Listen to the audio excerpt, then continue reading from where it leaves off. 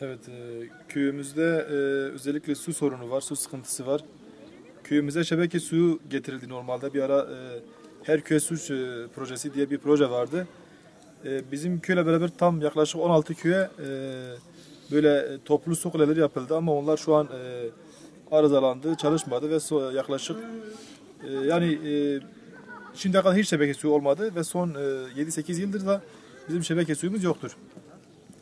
Ve bir kanalizasyon altyapı yapıldı.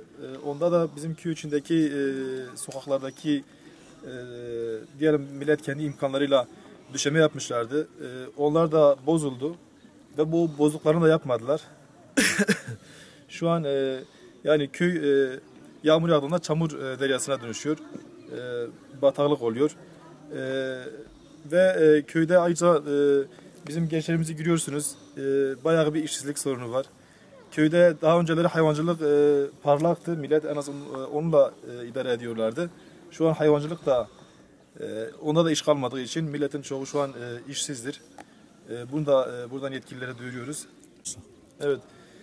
Ayrıca köyün elektrik sıkıntısı var. Köyün elektrikleri yani elektrik telleri ve elektrik teşkilatı yaklaşık 25 yıllık bir malzemedir. Hepsi eskimiş.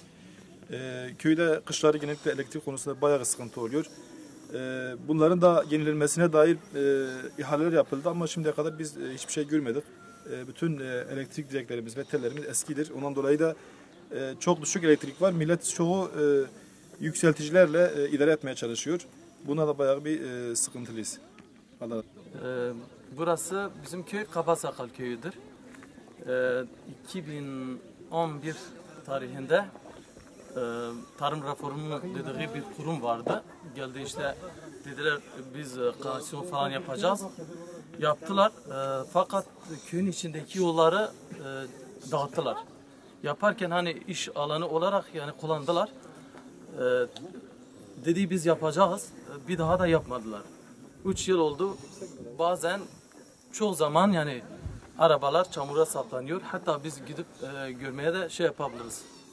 Ayrıca mesela bizim bağlardan geçti tarım reformu kanalları yaparken su kanalları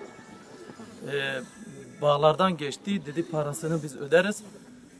İşlem falan yaptık.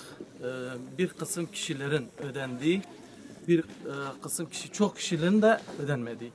O şekilde hala devam ediyor. Birkaç sefer dilekçe verdik yetkililere. Dilekçelerden de bir sonuç çıkmadı. Bu şekilde Allah razı olsun.